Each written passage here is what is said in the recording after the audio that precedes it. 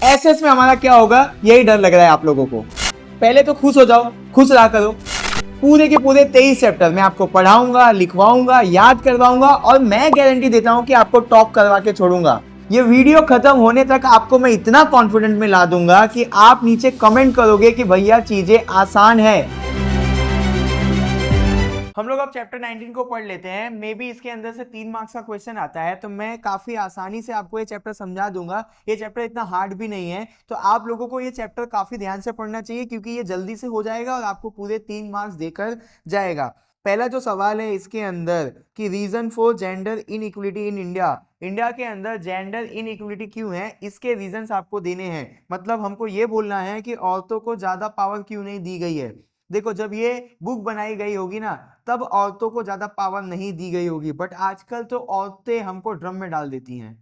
तो अगर हम उनको ताकतवर बनाएंगे तो वो हमको ड्रम में डाल देंगी। मजाक कर रहा हूं, आगे बढ़ते हैं। Man dominated society and families, हमारे देश के अंदर मैन का बहुत डोमिनेंस है, मतलब मेल का बहुत ज्यादा डोमिनेंस है सोसाइटी के अंदर, फैमिली के अंदर। ये पहला रीजन है वुमेन की इन इक्वालिटी का। आगे बढ़ते हैं। Preference for son over daughter, हमारे देश के अंदर इंसानों को लड़कियां नहीं चाहिए, लड़के चाहिए, इसीलिए भी भेदभाव किया जाता है। किनके साथ?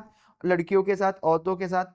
गर्ल्स गेट लेस एजुकेशन, अब अपने आसपास देखना कि लड़कियों के पढ़ाई लिखाई पे इतना ज्यादा ध्यान नहीं दिया जाता है जितना कि एक लड़के के ऊपर दिया जाता है। ऐसी चीजें हैं आज भी हमारे समाज में।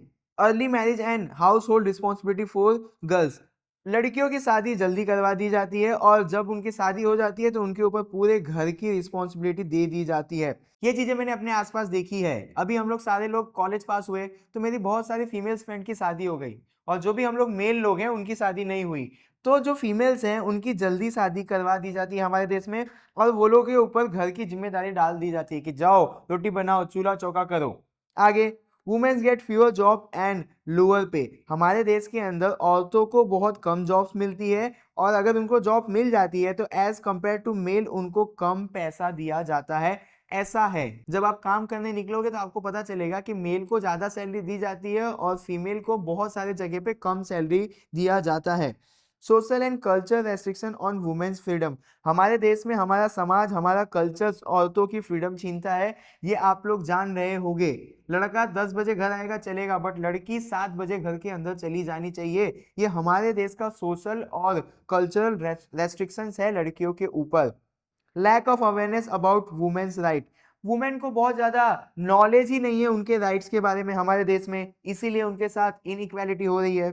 Gender based violence and harassment, लड़कियों को शादी के बाद बहुत बार हमने देखा है कि मारा पीटा जाता है, लड़कियों पे हाथ उठाया जाता है। तो हम लोग बोल सकते हैं कि जेंडर बेस्ड वायलेंस हो रहा है हमारे देश में।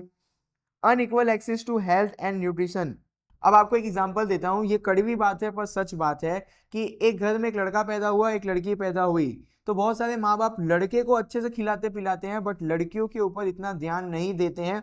आज भी हो रहा है ये सब हमारे देश में, सच बोल रहा हूं मैं। तो ये सारे रीजन थे, किनके? रीजंस वो जेंडर इन इक्वालिटी के।